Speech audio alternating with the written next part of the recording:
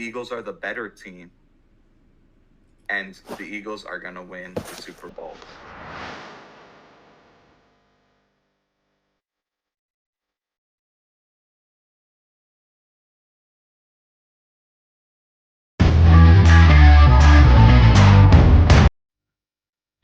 Welcome back to another episode of Eagles Edge. I'm Eagles Eric, and my co-host Sam Finkel should be joining around halfway. But today we're going live, and I'm gonna take some questions from the audience, so we'll let some of you guys trickle in here. But we got a ton of mailbag submissions, and I'm just gonna start going through them. All right. This one's from Sean Quinto. Is it possible that Howie goes for a CB2 free agent and a DT4 free agent before the season starts? And my answer to this is it's very unlikely. I think if they are to go and try to upgrade those positions, it would be via trade. Potentially, if there's a player who's unexpectedly cut that they think could add some value, then certainly that's a possibility. But overall, I would say it's a low likelihood, especially for DT. I feel like they're happy with their rotation. They've got plenty of guys. Like, we don't even know if Byron Young's going to make the team. But I don't see them necessarily thinking they need to upgrade at that position. For CB2, as Fangio said, they don't really know who is going to win that job yet. So, for example, if there's some kind of veteran who's already made their cash this season but got cut for some kind of, so they could save money in the future, and the Eagles don't really have to pony up much cash to bring them in, that's a situation which I could see them bringing in a CB2. But I think they're probably going to ride with what they got, and then if it's not working, then maybe weeks 3, weeks 4, you start to see them try to make something happen there. Thanks for the question, Sean. For those who are trickling in, feel free to write in the chat, and I'll take some questions from the chat as well. How's it going, everyone? Hey, Krabby. Hey, Jirok. Ringo, yeah, I should talk about him. For people who don't know, I made a Ringo film breakdown video a few months ago, and I thought that he could be a serviceable CB2. I think there's two major problems. One is confidence. It's something I talked about many times. I had always got the feeling that he was a player who really needed to be confident to play at his best. And one of the leading indicators was his various teammates trying to talk him up for no particular reason, almost like it seemed like they're trying to encourage him. Um, and it seems like he may have lost that, which is unfortunate. Because I would want a guy who they get beat by Jamar Chase and they get mad about it and they make sure that thing never happens again. And I'm reading the tea leaves. That could be the case. Maybe he's grinding, but the reports from camp are he's fallen out of favor. And the second problem is the lateral agility. Now, I thought they could probably overcome it to some extent. There are ways to insulate the coverages where you're not going to expose him in space as much to people who have tons of lateral agility, whether you're going to give him inside help and have him really use his leverage, have him play cover 2 where he's kind of underneath, and that's less relevant because he's releasing anything vertically. And I think they still could do that, but they probably don't want to do that. But yeah, between those two things, I think it's probably why he fell out of favor. I never thought that he was like a high end cornerback. And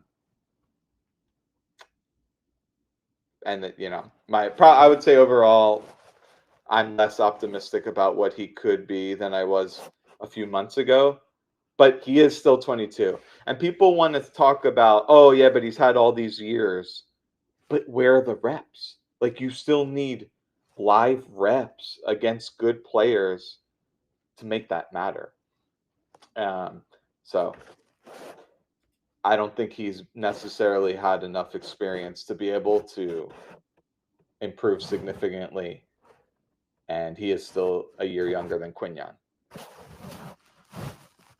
Yeah, I agree with it. Travis makes a great comment here. He needs Jalen Mills' confidence. I think he'd be a dramatically better player if he thought he was the best guy out there. He does seem to play skittish. And you can see it. Like, if you're playing 12 yards off against Cedric Tillman, and then you're bailing immediately and turning your hips, that is playing skittish. Like, you're not trusting yourself.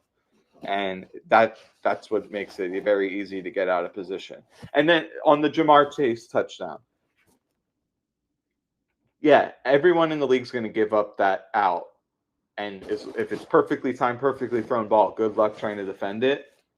But he's so frantic to try to get over there to push the guy out that he takes the worst angle in history. And I don't think it's necessarily a commentary on him like not understanding angles or anything like that. And yes, it's exacerbated by his tight hips, but I think it's much more a commentary on his mindset, which is, oh shit, I better go push this guy out of bounds. And by the time he's over there, he has all his momentum going one way. Jamar Chase pivots inside, and it's game over. So I actually think it was in that specific play, it's probably less physical and more mental. I got a great question from MNAT, which is, do you think Ringo can play safety? And I think the real question is, can he play it at a higher level than cornerback? And at this time, that's a fairly low bar. And, it's a different skill set. It's a different perspective. But I think Occam's razor tells you the way safeties move around the field, it's less predicated on moving laterally, more predicated on moving north-south. And in that sense, yes, I do think he'd be better suited for safety from a physical perspective. Also, he's tall and rangy, and he's fairly physical. Like he can make tackles in open space.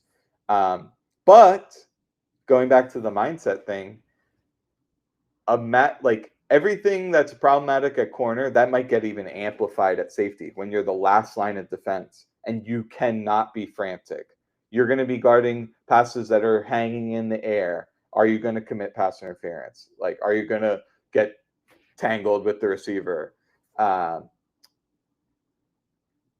We know he's not great at ball tracking. So I don't necessarily think that would do him any favors other than like catering more to his physical skill set. But I do think probably he would be better with equal experience at safety than at corner. All right. I believe if you're watching this and you're on YouTube, I believe I get the comments. So if you're on Twitter writing comments, just pop over to the YouTube Eagles Pinpole Network and you can write in your comments there. Getting into the next question.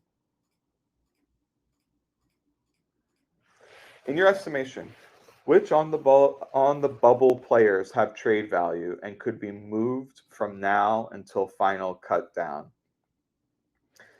And the way I really think about this is, are there players that they want to cut that another team has a positional need for, and they've got that same piece for the Eagles? And we've already seen multiple examples of this with the trade for Bennett, who may have been cut by the Raiders, with the Harrison Bryant trade, who was going to be cut by the Eagles.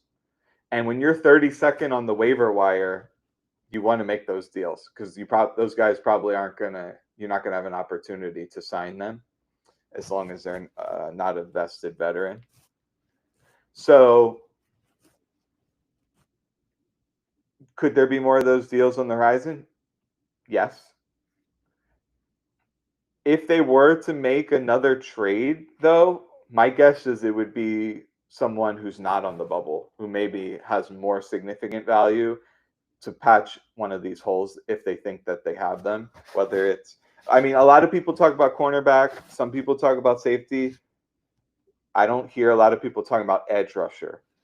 And when you look at the edge rusher contracts, well, other than Hunt and Smith, there's 0 players who are signed in 2026.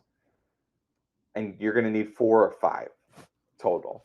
So this is going to have a totally different roster next year at the edge position. Do you try to make that investment now? 3 third-rounders, 2 fourth-rounders, 4 fifth-rounders. Is there a possibility that you can go out for an edge rusher right now? And, you know, I like Hunt, but I love him as a 3. I don't think he's probably not an amazing 2. And I think you want a guy with some run defense chops. We've got 1 million designated pass rushers. Whoever is going to make the team between Ojulari, Uche, Antoine Powell-Ryland, and Agbo Okoronkwo, probably 2 of those 4, probably the first 2. Those are designated pass rushers. They can't play a lick in run defense. And so you potentially have 4 or 5 edge rushers, and none of them are like what you'd consider like a typically stout run defender. Like Nolan Smith is a freak in the sense that he can destroy pulling guards and stuff like this, but he's still not like this typical burly edge who can just like completely condense space and corkscrew against double teams or anything like this. And then sometimes they'll walk the linebacker down, and and obviously those guys are light to be able to pull that off. So if I had to try to find a team, there's some teams that have so many defensive linemen, like Broncos, like Seahawks. One guy I thought of is Carl Granderson on the Saints. That would be interesting. Some of that, for the veteran guys who aren't on rookie contracts, that probably precludes them from being traded for unless the original team is willing to pay a lump sum of money, because it's very clear that Lurie wanted to save some money. They could have spent 5 or 10 million more right now, but they wanted some of that extra cap rollover for these big extensions coming up, and they wanted to save some cash. That's why he sold some of the team. That's why they didn't pony up for some of these free agents that they could have actually paid for, like Slay, like Rodgers. They had a deal. They had an offer out to Milton Williams throughout the season. He bet on himself, and then he went for way more money than they'd ever willing to pay. And then, every single guy they signed was essentially a bargain deal, bottom of the barrel. Ojulari might have been the most at $3 million. So, all right, see some other comments here. Travis says, I haven't heard much talk about this. Are we confident in the abilities of the new offensive coordinator? I would say nobody outside the organization knows. I would say there are people in the organization who don't know. Because, as Mike Tyson says, everyone has a plan until they get punched in the face. And Kevin Petullo might go out there with a script that he thinks is going to absolutely destroy the Cowboys defense. He studied Matt Eberflus, and here's exactly what I think he's going to do. And here's Trayvon Diggs is hurt, and Overshown's hurt, and we're going to attack these guys. And then you get out there, and you have a bad snap. And then you have the Dickerson's replacement blow block, and you get sacked. And then you have an operational issue. And then it's all of a sudden, it's like, okay, what is he actually made of? You may be able to even claim that Kevin Petullo doesn't know how good he's going to be. So I would be lying if I had a prediction. If I had to guess based off context clues, I think he'll be middle of the road. So maybe you call it halfway between Kellen Moore and Brian Johnson. I do think Brian Johnson was unfairly ridiculed. There was some really bad play sequencing issues, but I think he was more like moderately bad instead of the worst ever. And I thought Kellen Moore was moderately good. So we will see. All right, this one's from Abai. How do you feel about Jacorian CB2? Kick Coop outside and McWilliams as the nickel compared to Jackson and Ringo. I don't want to put DeJean outside. I think he's much better suited for the nickel. He was close to a Pro Bowl level at the nickel.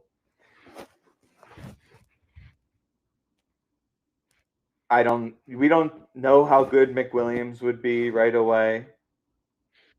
So for me, it's clear I would put Bennett on the outside, keep DeJean in the nickel, and then you could put DeJean at safety in base. I think that makes a lot of sense. Now, if you decide that you love Makuba, then you can just put DeJean on the outside in base. I'm totally fine with that because he would have more run stopping duties and there's no problems there. Whereas Bennett, there's major problems. You don't want to have him anywhere in base. You don't want Adoree Jackson in base. And I can't imagine that they would like trot Ringo out there just for base. Like either he's going to play or he's not. So yeah, overall, like I don't want to shuffle DeJean around.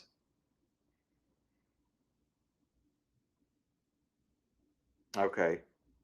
So this, I'm going to take some more mailbag and then I'll get back to the chat. With the injuries to Dickerson and Green, do the Eagles need outside help at guard like Brandon Scherf? And I think, someone can write in the comments, I think Scherf may have just retired. So, they have a lot of offensive linemen. Like, I'd like to think they have someone in-house who they can go to, probably Matt Pryor. And at this point, like, there's not a lot of good free agents out there, but I guess if there's any position where you could find like a serviceable plug and play guy who's like 34 years old and not signed, it's probably guard. So in that sense, yes. But like, I'd just rather have a guy who's been with Stoutland for some time and you want synergy with your offensive line mates. Like his whole philosophy is like predicated around combo blocks. So ideally, you wouldn't have to go outside the organization. Can you find data on teams that keep practice stats and see if they correlate to regular season performance from Kayuma? I don't, like, to my knowledge, there's not much practice stats out there. Maybe just random beat reporters, no kind of like official portal or database. Probably a better question is preseason. How much does that correlate? And it's almost nothing. I think the one team like that it does for is Ravens. I remember reading about how the Ravens preseason performance has predicted their regular season performance to some measurable degree. But outside that, I would put little to no stock in preseason performance in terms of evaluating a team. If you're going to talk about some kind of depth player and their actual ability, I think there's some signal there, but you still have to understand the context of who they're going against. If they're going against the third string defensive back on the Bengals when their first string is bad, if you're not beating him, you probably shouldn't be in the NFL. From Yako Warner, I understand how EPA, expected points added, works, but can you explain the underlying model? Was it based on historic data? Does it get updated with rule changes? We'll leave this on the screen. So the way expected points added works is there are, first I'll say, there are multiple models. So depending on where you go and get this information, you may be seeing a different value. And that's because it's calculated differently. What it attempts to do is quantify the impact of every play by taking in the situational factors like down, distance, part of the field, time left in the half, and determine how much closer is that getting you to a scoring opportunity, and it's giving you fractional credit towards that eventual score as you matriculate down the field. So a toy example would be you score a 5-yard touchdown. Well, historically, in first and goal from the 5, how often do teams score? How often do teams get a touchdown? How often do they get a field goal in that situation? How often do they turn it over in that situation? And all of those historical precedences go into an algorithm, which in the most popular model, which is on NFL FastStar, is a gradient boosted tree model. So this is a bunch of decision trees that it'll say something to the effect of, here was the situation, this happened, did they score? And then it stacks hundreds and hundreds, and I think in the case of EPA, it's like 512 decision trees, something like that, on top of each other to be able to extrapolate to every situation that could happen in a game. And that way, you can imagine if there was only one data point, like if only one team ever had a 1st and 17 from their own 40-yard line, and there's 2 minutes 12 in the half, and they're down 6 points or whatever, and they go on to score in that scenario. Well, then now you only have one reference of data point, like how likely are they to score in this situation. So that doesn't help you predict what's going to happen in the future. You have to attribute a value of the likelihood they are to score in any scenario at the point at which they are in that time. And so by stacking all these scenarios on top of each other, what you have done is you've created kind of this more smooth trend of generally you're expected to score 2 points in this scenario. And maybe there's only one specific example of a team in the past being in the exact scenario you are, but there's a bunch that are really close. Maybe they were, instead of 1st and 17, they were just, everything was exactly the same, but it was 1st and 10. And what did they go on to eventually do? That was probably a very poor explanation.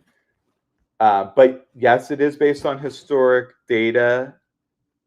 The updates is, to me, my understanding, it's more like periodic. So they'll have it trained on, like, I think the most recent one is like 15 or 16 seasons, at least that.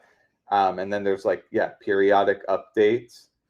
Oh, and factoring in the last season. So it is an interesting question, because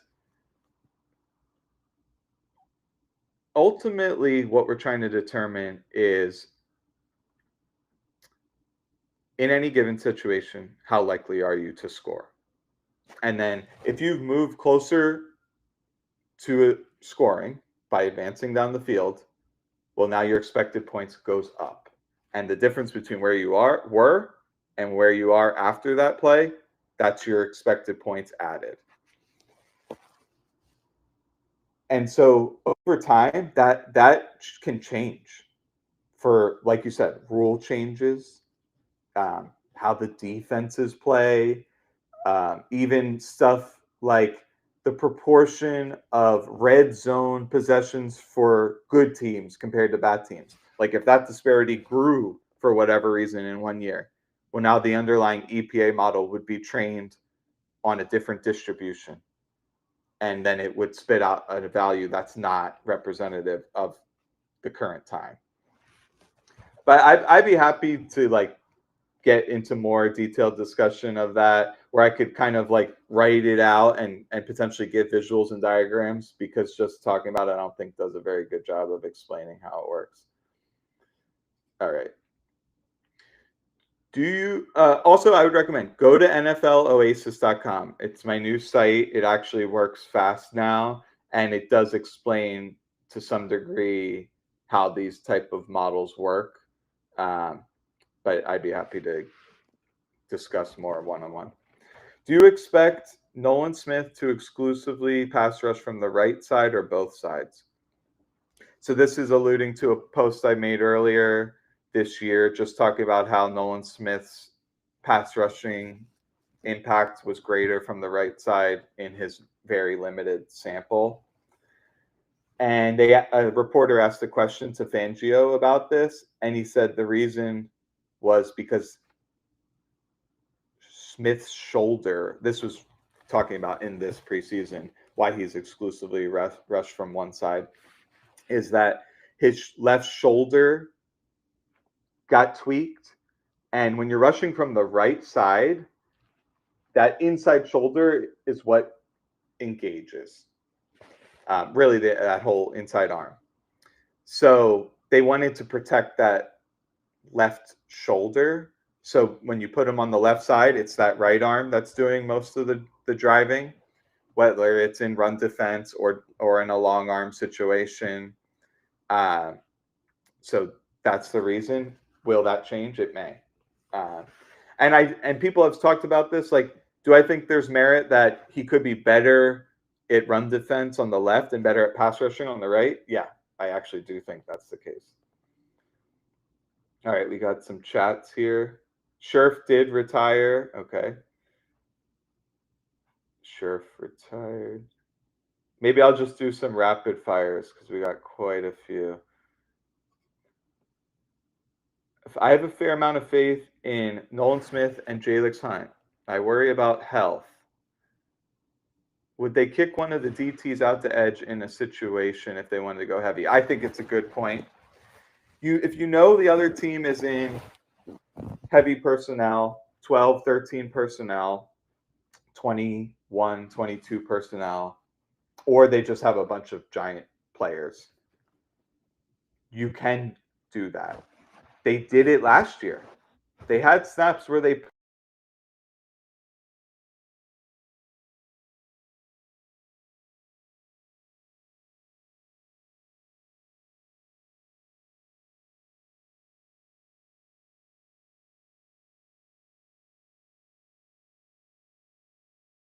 outside at times.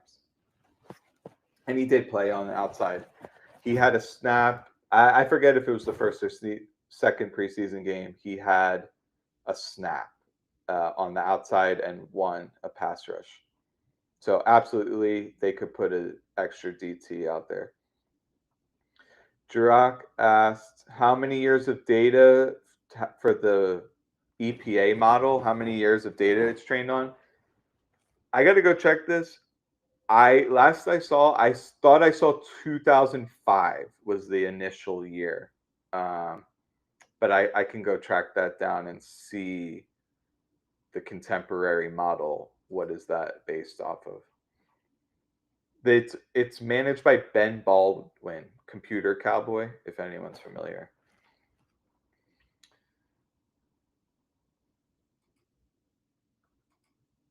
Can you describe your new stat Oasis? What makes it better than EPA DVOA? Yes. Okay. So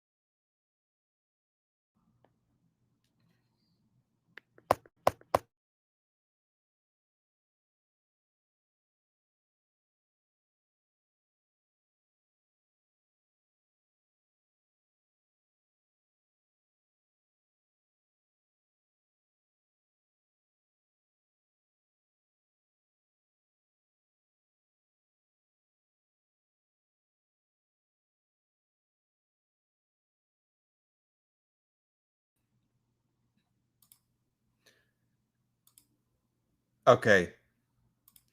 So sorry about that, guys.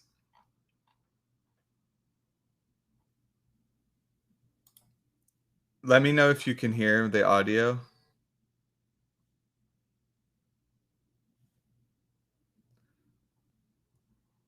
Audio's back. Can you see me or not?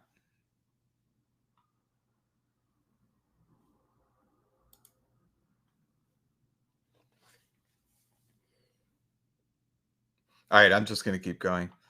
So the question is, can I describe my new stat Oasis?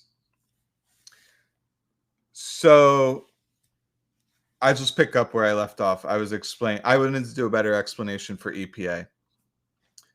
So in football, you only get points added to your total when you score the touchdown. Obviously, 6 points, you get 3 points for a field goal, 2 points for a 2-point for a safety, 1 point for an extra point. But everything else you did gave you the chance to score whatever those points were. So you're incrementally working towards a scoring play. The most touchdowns happen from the 1 yard line. The second most touchdowns happen from the 2 yard line, so on and so forth. And so the farther you move away from the opponent's end zone, the less likely you are to score. All of this is obvious. So EPA tries to quantify to what extent are you less likely to score as you move away from the end zone. And that includes the down. That includes the distance to go to the first down. That includes the field position. That includes the time left in the half. And so if I'm on my own 5 yard line and it's 3rd and 12,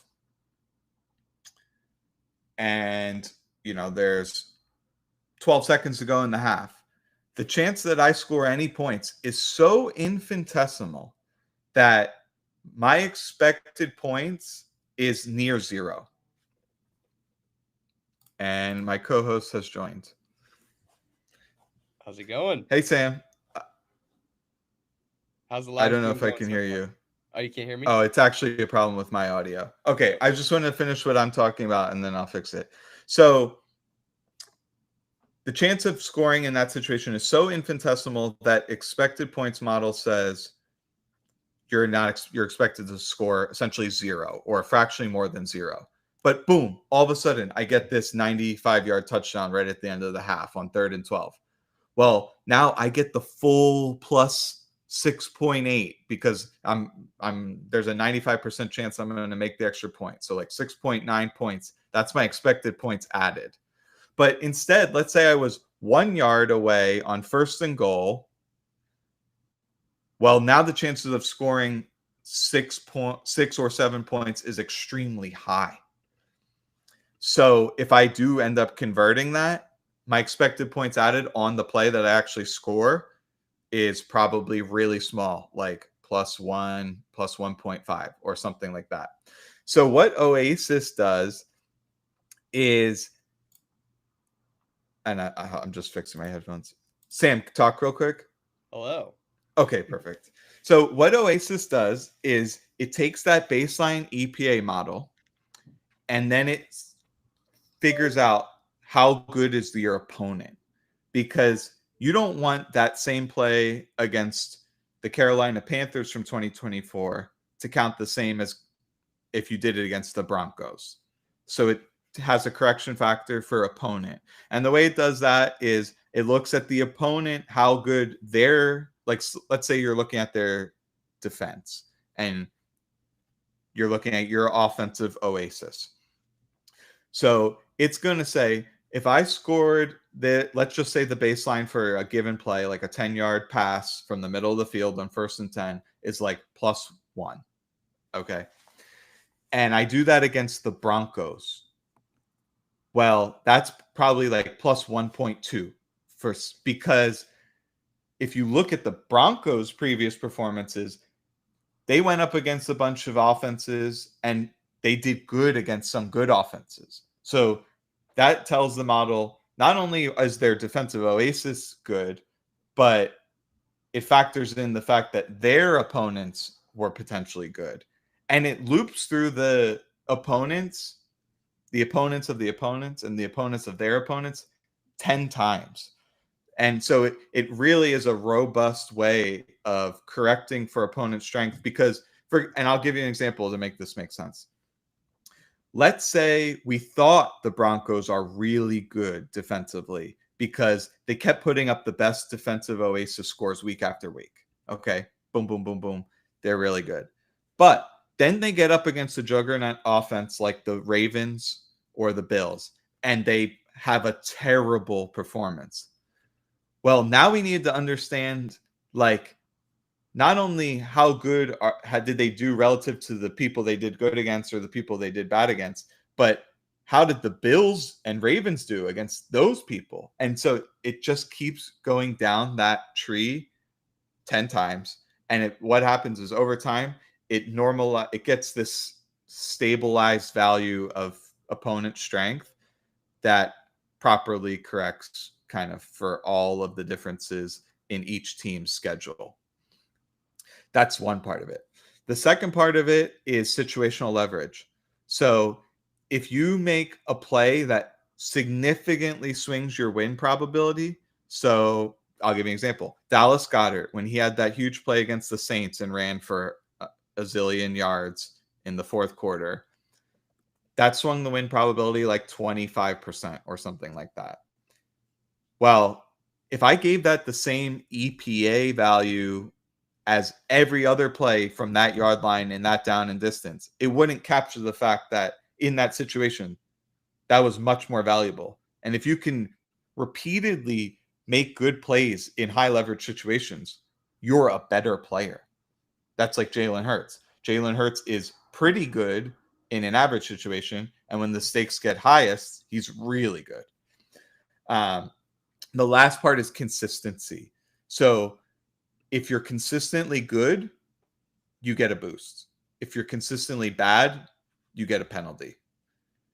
And there's a small factor for recency. And the reason that exists is because how you play in week 12 is a much more representative of who you are as a team than how you play in week 1.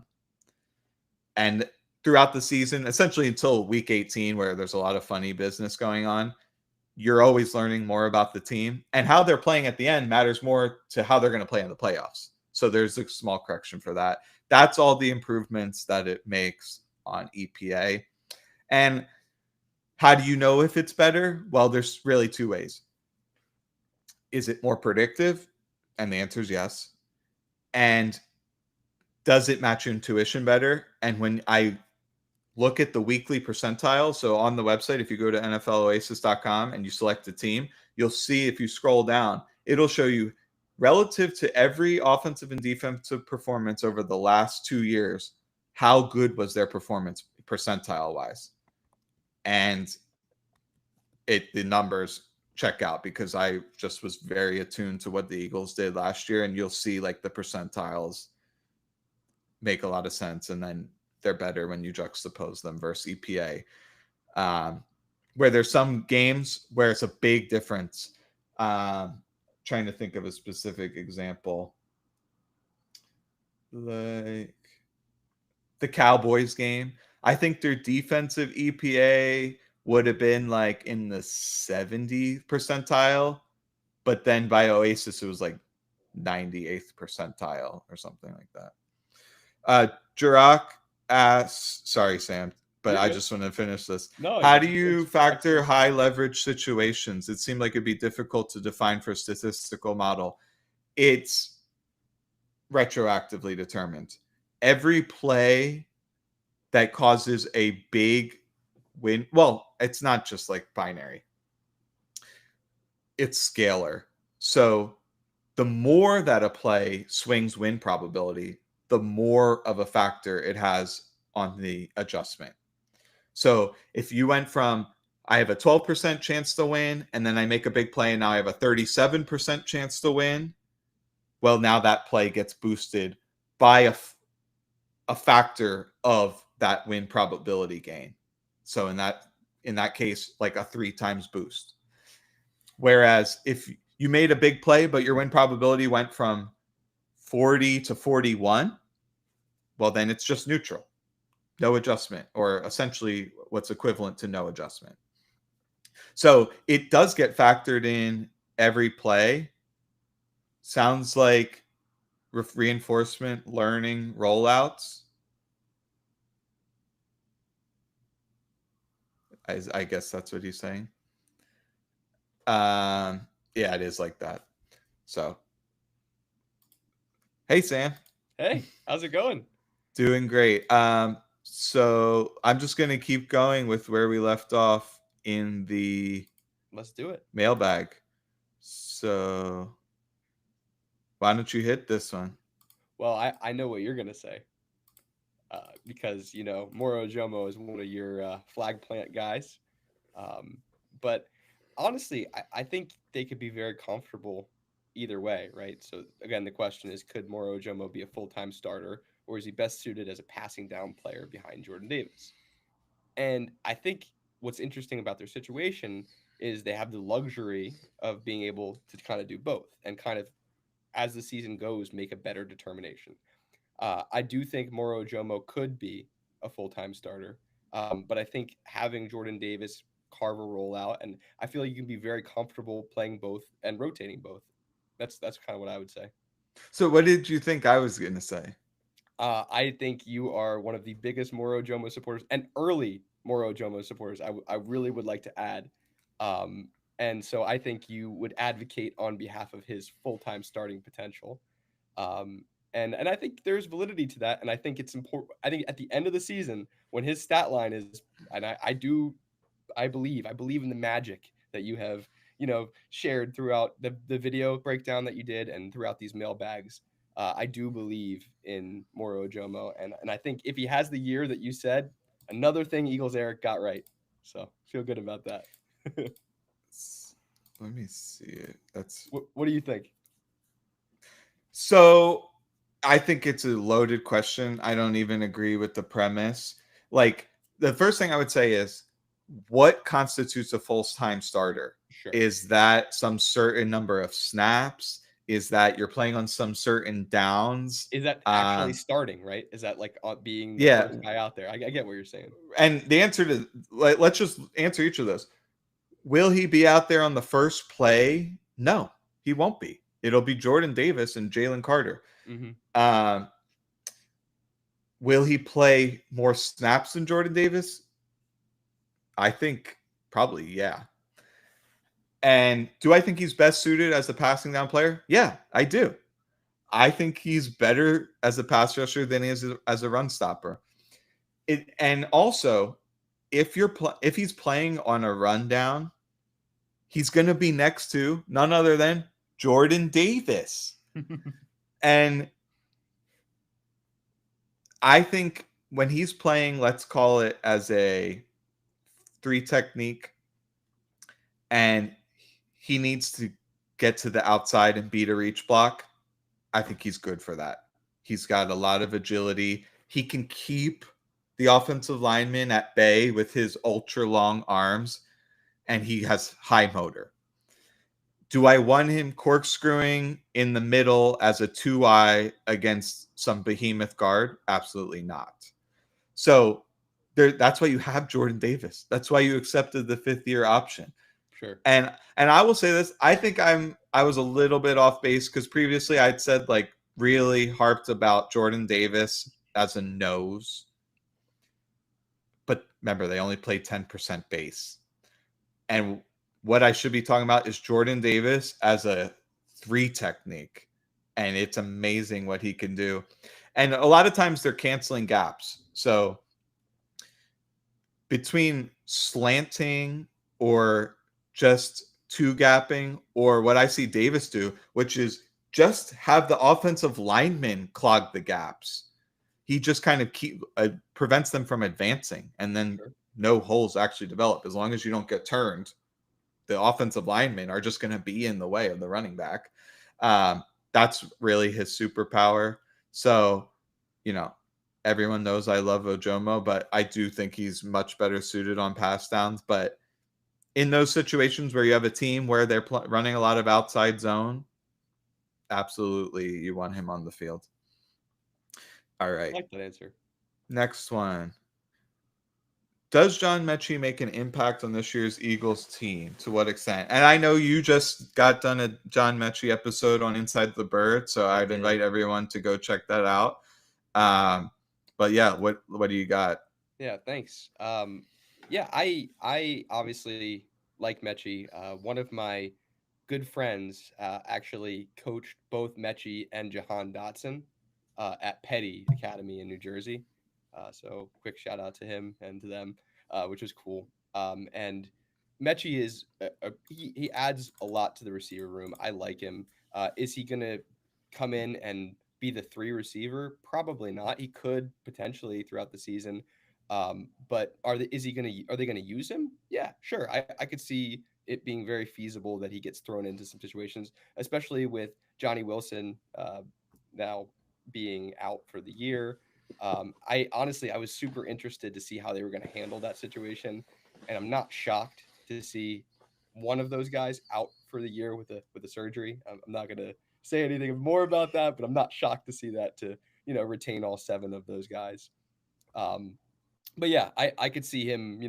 It's not going to be anything crazy. I mean, if you look at the Eagles and especially with their target percentage, they really only historically have given the ball, to AJ Brown, to Devonta Smith, to Dallas Goddard. Those are like the main pass catchers, and then guys fill in, and there is value in filling in those areas. But should one of those guys get out, I mean, you feel pretty good about Mechie playing, the slot position or the Z position. You don't feel great about him at X, but basically it's another option for them.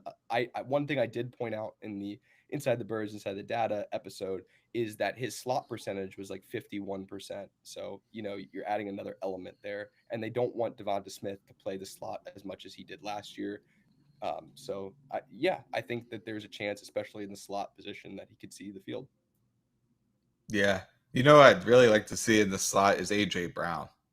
Sure. But I think there's a few reasons why they don't do that.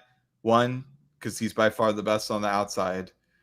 2 is Hurts likes throwing outside the numbers.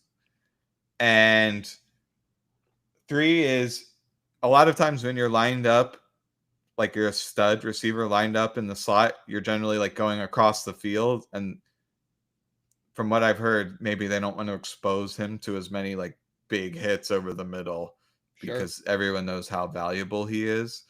But how about some stacks bunches where you have him inside and then you get some rub on like a slot fade? I think that would be absolute money.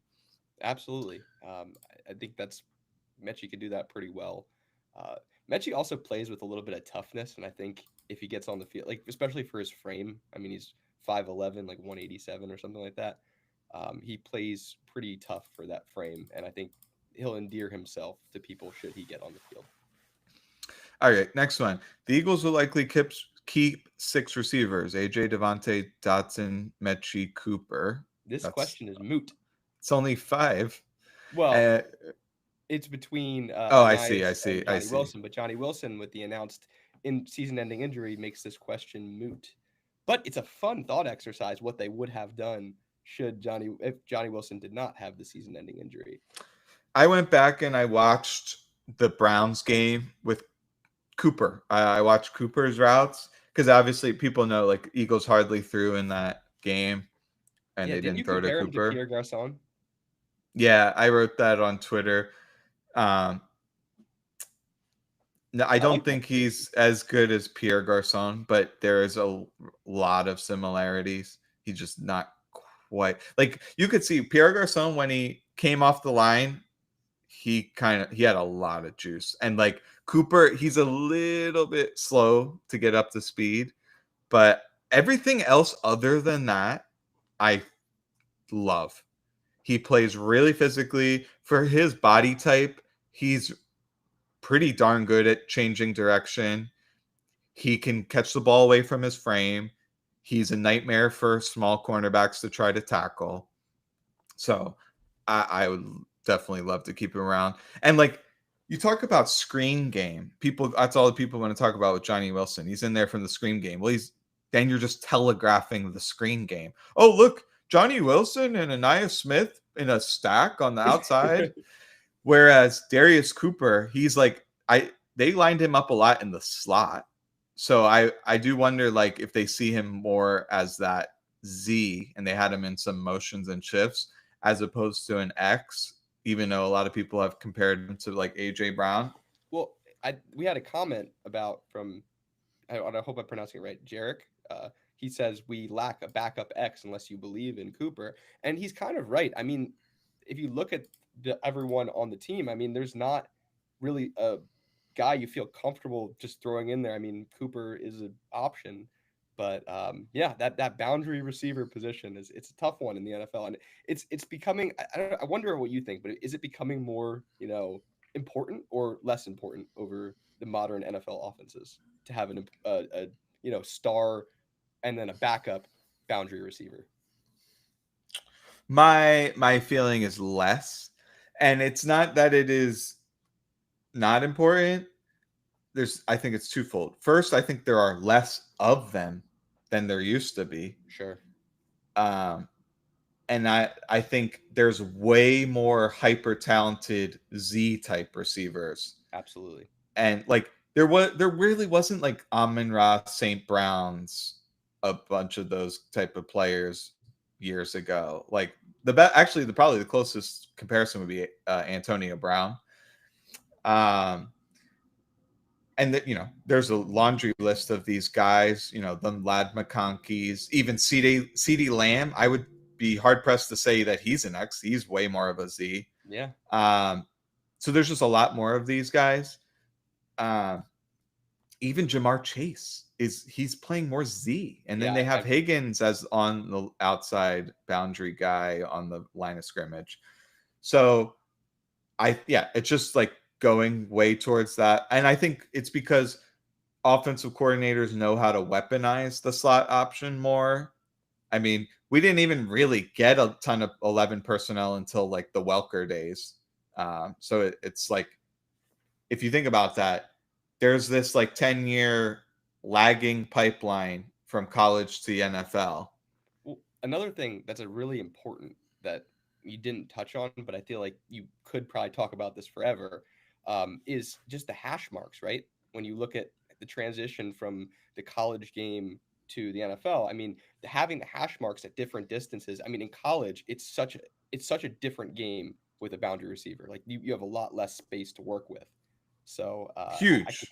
I can kind of see why it's becoming less, relevant to call it like a really important to have just an X guy, because I mean the space is relatively it is shorter. It is depending on which hash or what part of the field you're on, but it's not as extreme as it is in college.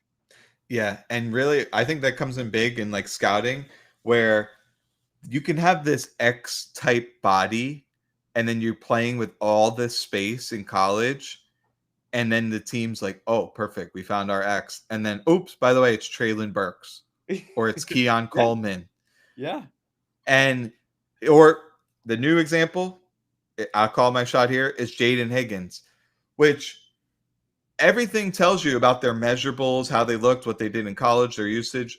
They're an X receiver, but then everything gets condensed in the NFL, and you're like, oh, wait, they're way better suited as a power slot. Yeah. And I think that's where the league is going. But if that keeps going that way, then you're going to have this huge dearth of X receivers who can beat press coverage. And then when you got one of them, like AJ Brown, like Nico Collins, they're absolutely lethal, because they're committing just as much, if not more, resources to stop these super slots as they are on the outside. And it's a lot harder to help on the outside. Yeah, absolutely. All right, getting into the next one. What would you say? I'll give this. Okay. All right. Well, for those who are fans of the show, they'll know there's some lore behind this, which is kind of funny. But I'll kick this over to Sam because he knows Jahan personally. So what would you say his strengths and weaknesses are? And this one's from Villain.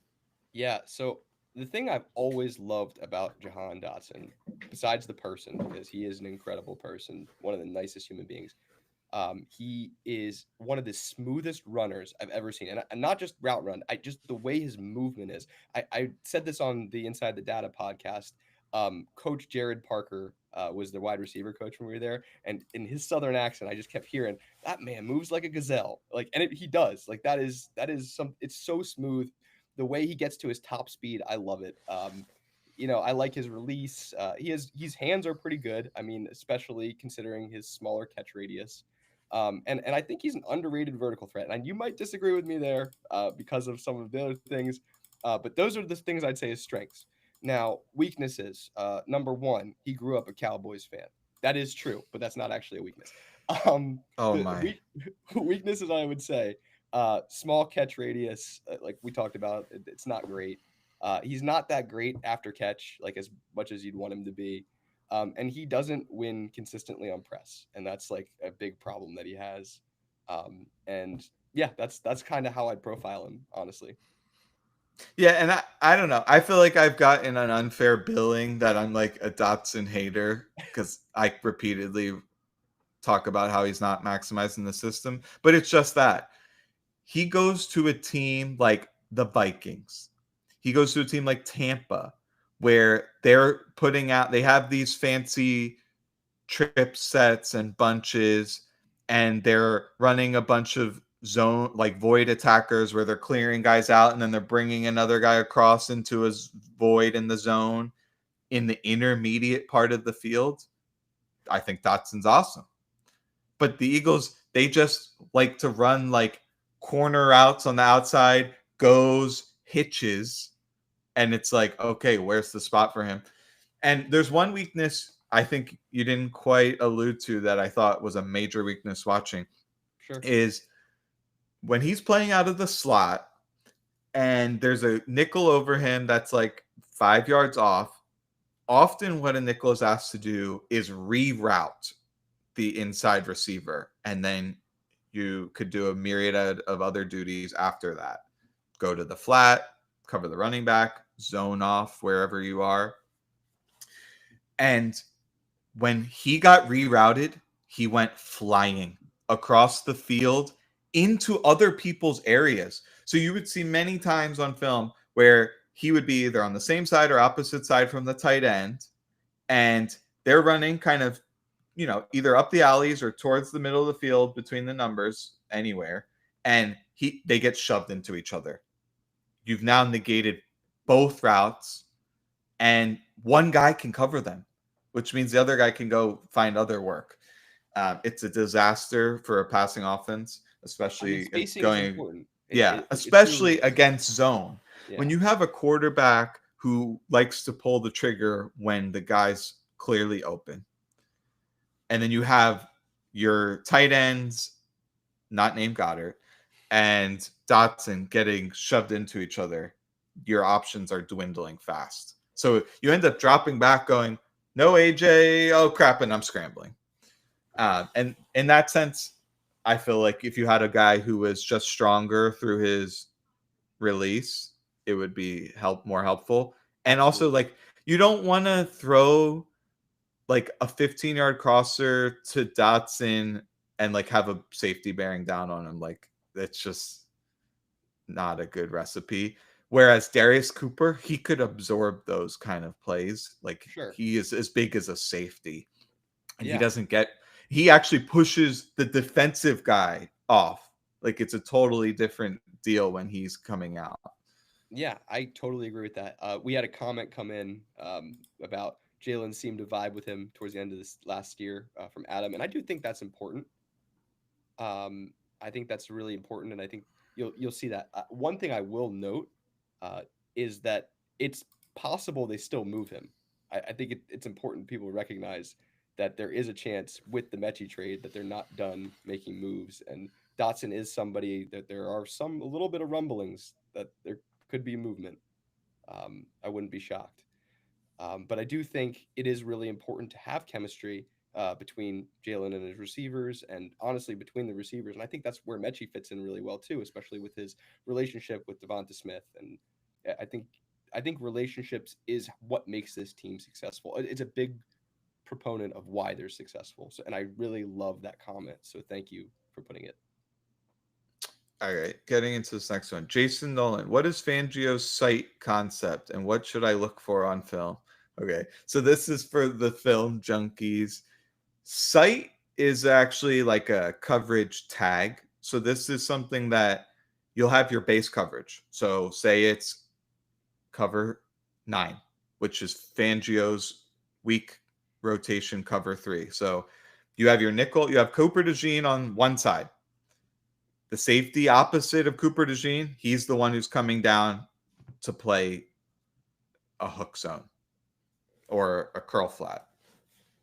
And sight gets tagged on top of that call. And what it is a specialty check where if a tight end is in the backfield, so you could look like 49ers will do this, or the number 2 to one side is in the backfield. So just for general purposes, the most outer receiver is the number 1.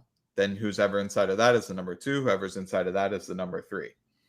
So in twin sets, that means 2 receiving threats to either side. I guess when I do that, it makes confetti come down. I want confetti. So in twin sets, 2 receivers to either side, and you have You got balloons now.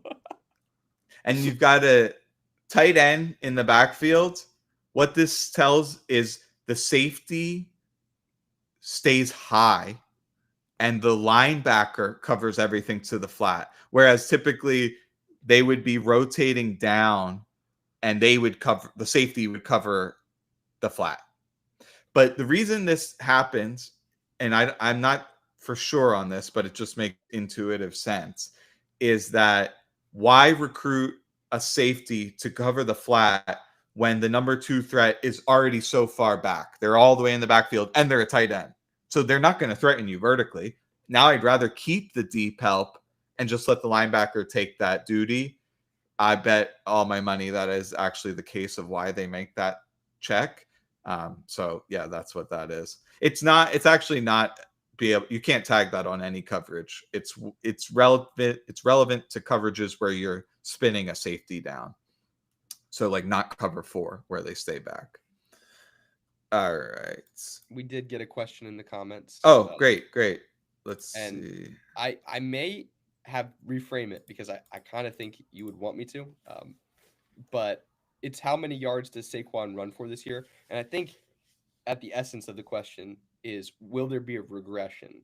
Do you expect a regression in his yards this year? Oh, you're asking me? I'm asking you, yeah.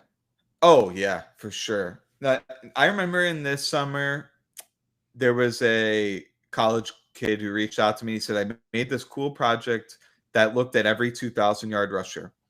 And he made this website, and he goes, here's every single rushing stat you could ever think of. And he visualized what they did in the year after. And one thing that really stuck out to me, first off, they never play a full allotment of games. And they always go to 4.2 yards per carry. And I believe Saquon's well into the 5s, mid to upper 5s last year. There's a good chance. He was 5.8. 5.8. It's insane on his volume. So there's a really strong chance that comes crashing down. My guess is probably 4.8. If you look at Vegas, last year, over under rushing yards, they were right around 1,000 because there was no indication that Saquon would stay healthy. But he did, and he ran for double that. Now their over under is 1,400 something. So people might look at that and be like, whoa, he just ran for 2,000. 1,400 is nothing. Well, they're still factoring in the chance of the injury.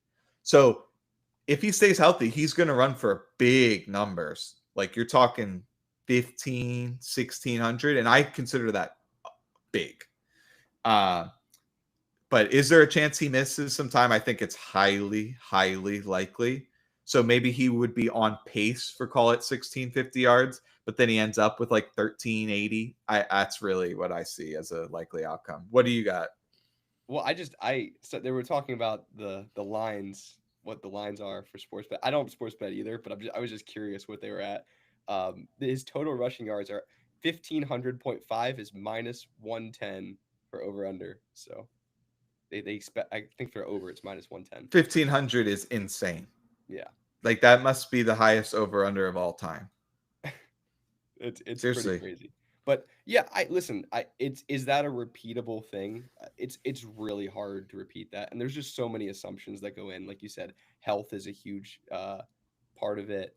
Um, I would say that, opportunity will be there should he remain healthy. So that's not a huge concern.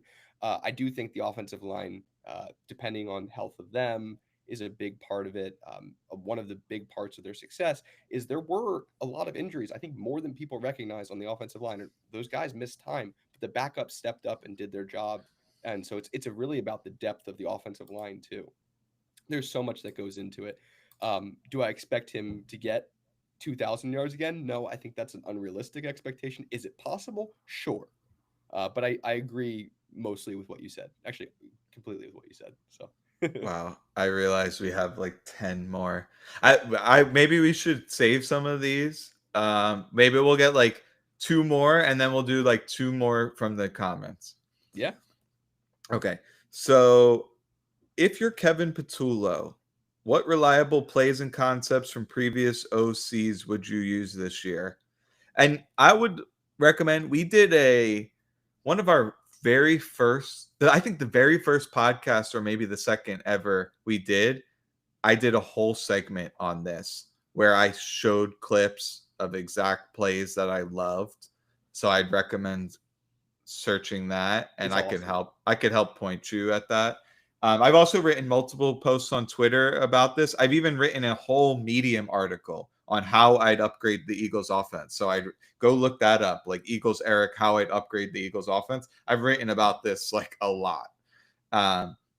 To give you a quick summary, I think, well, first off, I'll talk about reality.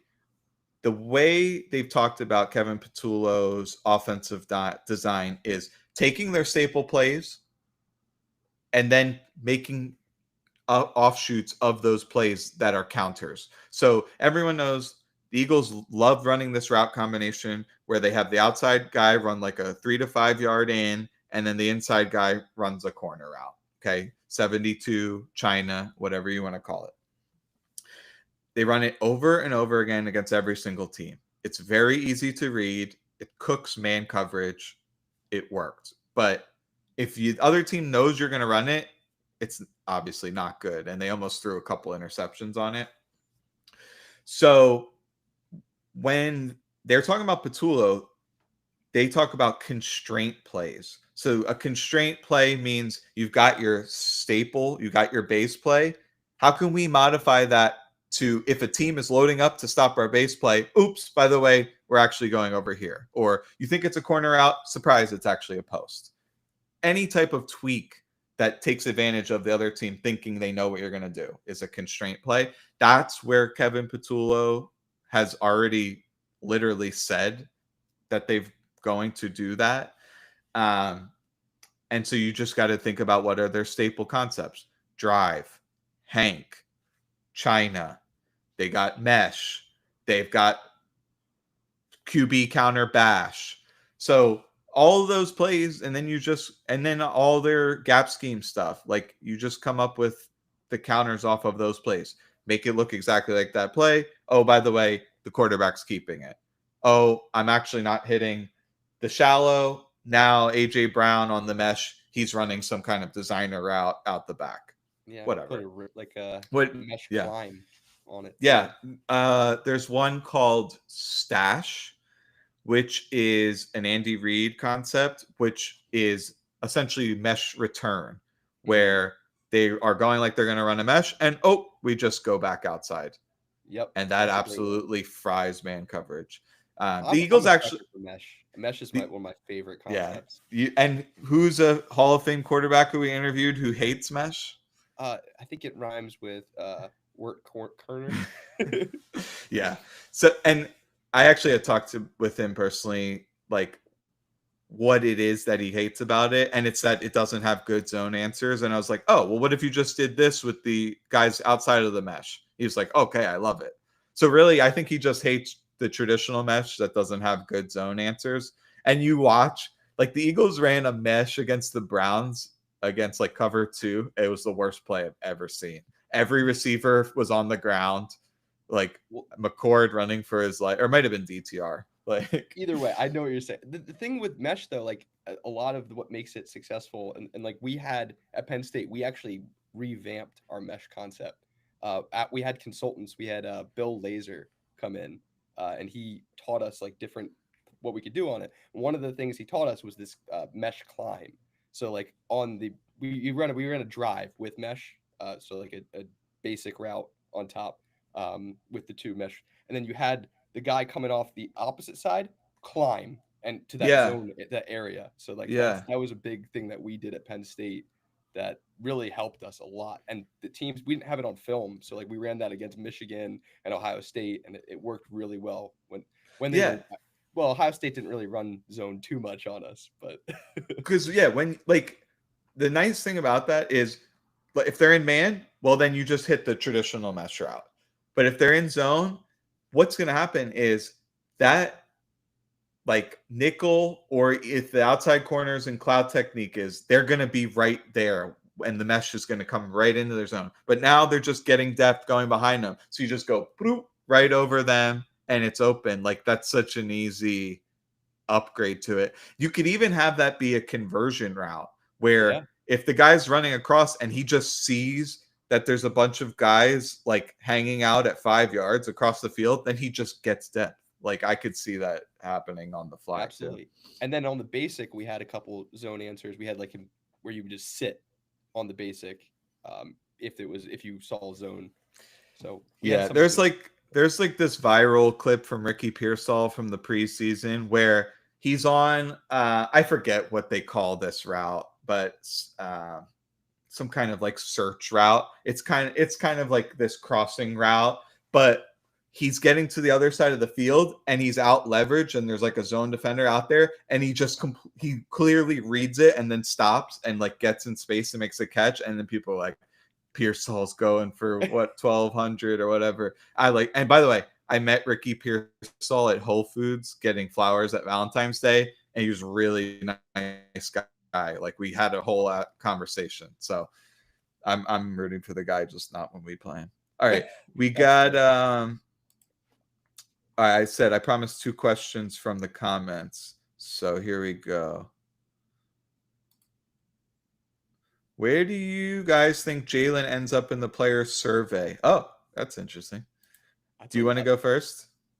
See, I'm so conflicted because why don't you go first? I'm going to collect my thoughts on it a little bit. Probably like 10. See, Because I wouldn't be shocked if he is higher or lower. Like I just well, it can't be outside the top 100. No, what I'm saying is 16 or 3. Like I could see Okay, yeah. anywhere in that range. Some people think like because he hasn't been named yet that he's not on the list, which is obviously wrong. He's on the list. Yeah. I mean, this was made by the players, and he's well. There's some funny business with this list too, because and someone should fact check me on this, but my understanding is this was determined before the playoffs. Oh, I did not know that. And I'm sure that it's not. I'm sure that Jalen Hurts, when he was in the Super Bowl last time, wasn't he insanely high, like number 3 on the list? I think he was either 3 or 4. Yeah. So now he's won the Super Bowl. Where do you think he's going to be? Like he's going to probably be in the top 10, honestly. But I wouldn't be shocked if he wasn't. Like the range of outcomes is like, that's why I'm so conflicted. It could go either way, and I think there's justification either way. It's good marketing. It's fun thought exercise, but it's completely useless. Like, how are you going to compare players across positions? I've talked about this a little bit in like previous podcasts, but not only can the public not disentangle individual players when they're trying to determine credit in a given play, in a season, factor in the coaches too. From what I've talked to, and I've talked to many people in the NFL, I don't think the NFL has figured that out. And one good example is if you look at the contract market, there's clearly still inefficiencies. There's some positions that are not getting paid what they should be. There's some positions, guard, that the top of the market is absolutely absurd and makes no sense. So I guess what I'm trying to say is even the people who know the most don't know which person is driving the winning the most. And Yeah. like, yeah, you can use intuition and be like, obviously everyone knows the quarterback's the most important position. That's not a car. But to what extent? How much more? And like, then how about the edge? Oh, how about the offensive coordinator? Like, if you had to break all credit up into 100%, how much would you divvy up to Vic Fangio? How much would you divvy up to Jalen Hurts? That's a fun thought exercise. And I would just tell you good luck, because you'd end up putting like Cooper DeJean 1.5%, and then people would have pitchforks waiting to take you out. So that's something I want to investigate further. Like, if you could crack that code, like, you would be like the god of NFL analytics. If you could actually say, here's one number to describe the relative impact of a player in this 22 player interaction, which has the context of injuries that you don't know about, play calls that you don't know about, what their position coaches are telling them, literally the condition of the turf and their equipment they're wearing. Like, good luck. 100%. All right. We got one more. Did you have anything you wanted to add on that? Okay. No, I like it. We're good. All right. Last one. Travis, was the success of our offense in the NFC Championship game and Super Bowl due to Jalen breaking off big gains in the run game, or did they open up the playbook and do different things scheme-wise? Did you want to take a first crack at this? Yeah, I mean, listen, I will say the offense was successful because they played very good complementary football. I mean, listen, especially in the Super Bowl, when the run was not working, they started passing well. They started doing, stretching the ball both vertically and horizontally, but not necessarily out of the run game. They were able to do it with screens or other type of ways. They were playing good football, and they were able to make plays when there was a deficit in one of the areas or the other. That's how I'd answer this question. I'd love to hear a little bit more in depth on the schematic part from you, if you have that ready to go. But yeah, I think it's another loaded question. Like, I don't think it's this or that. I think it's all of the above. Sure. Did they take the governor off Jalen Hurts in the run game? Yes. Did that have a impact on the offense playing better? Absolutely. Most definitely. When you go to game plan against the Dan Quinn or Steve Spagnuolo, like, they're going to want to go down swinging. And so one of the best things you could possibly do is say, I don't care what you're going to do. My quarterback can beat your blitz by running. And they did it. And what a backbreaker it is to feel like you've got the whole back end locked up. You've got a free rusher, but then Jalen Hurts is just out the other side running for 20 yards over and over again. So yes, I think it was a dramatic impact. They did open up the playbook scheme wise. I would say they had some wrinkles. Like, they definitely added some stuff. Like, they had some of these like 2-man concepts with Goddard and Brown spacing on the outside against the Commanders. That was highly effective. And the Commanders were trying to put a bunch of guys in the middle of the field, and they were vulnerable in the alley there, and they kept hitting them for moderate gains with some yak. The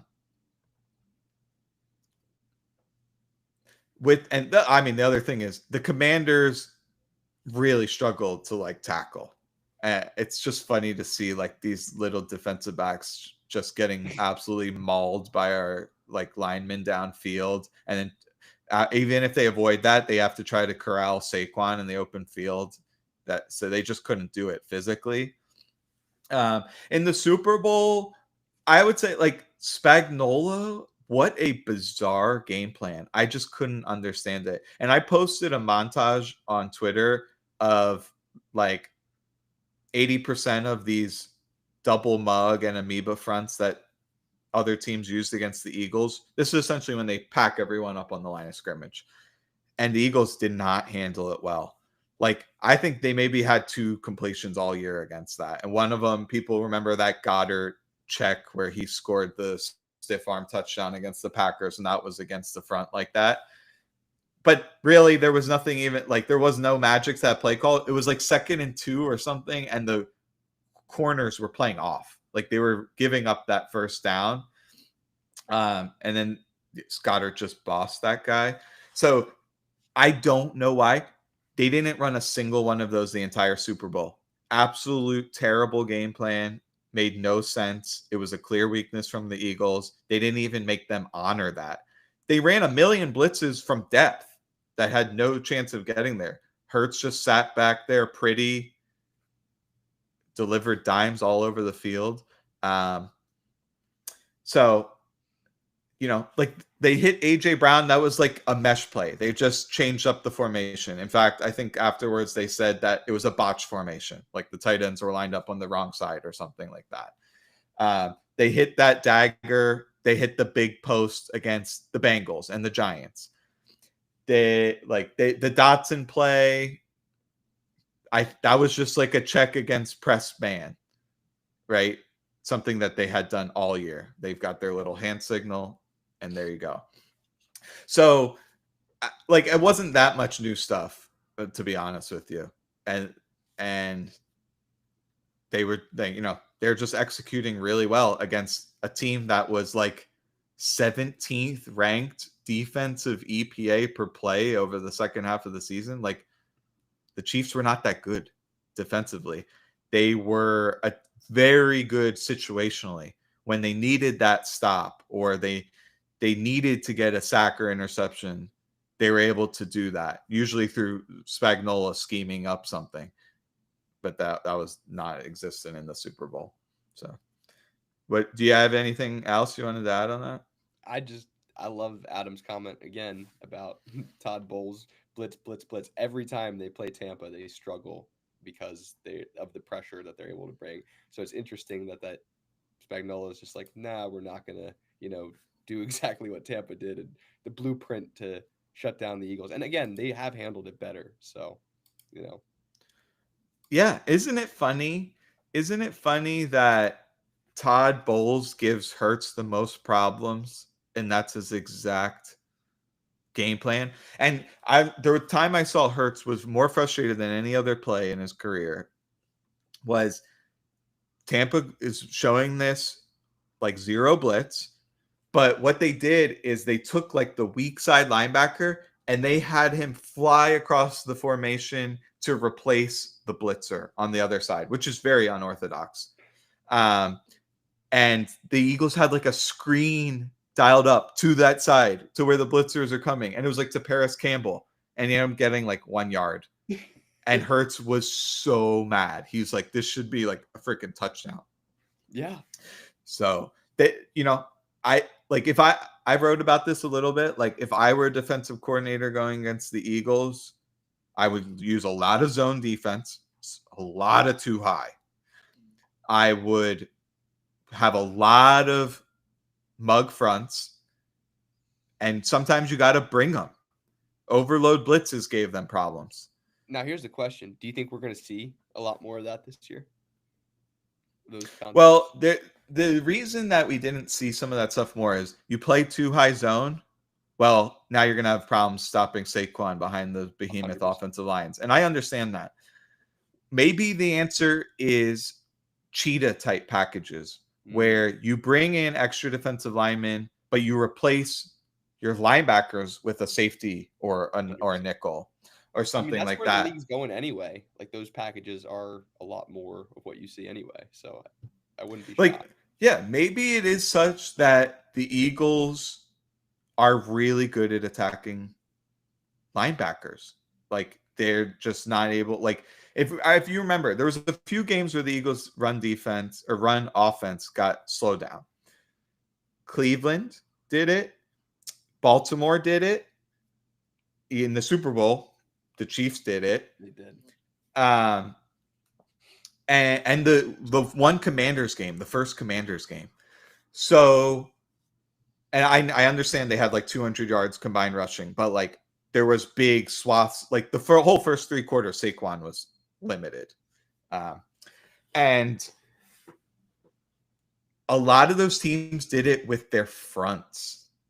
It wasn't like Roquan Smith 17 tackles or even like Bobby Wagner or whoever the Browns linebackers were last year. It was like a lot of their like interior guys, like what a lot of it was the Eagles would like combo block, and then like Mekhi Becton or Juergens would get over eager and like try to get up to the second level, and then the guy would just who they just vacated would make the play. Sure. And so I feel like extra defensive linemen would help stopping the run more than like more linebackers, for example. Like 100%. the Lions, they're a team who like to put a lot of linebackers out there, and like their front was lackluster. I mean, I understand Liam McNeil's awesome, but like their edge defenders. So that's a team I feel like would struggle mightily to stop the Eagles' run offense.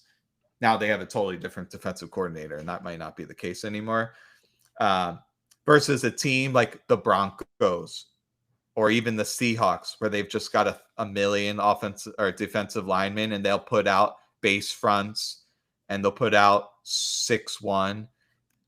I think that would give the run game some issues, but then you have Devontae Smith and AJ Brown, so you're fine. So Well said.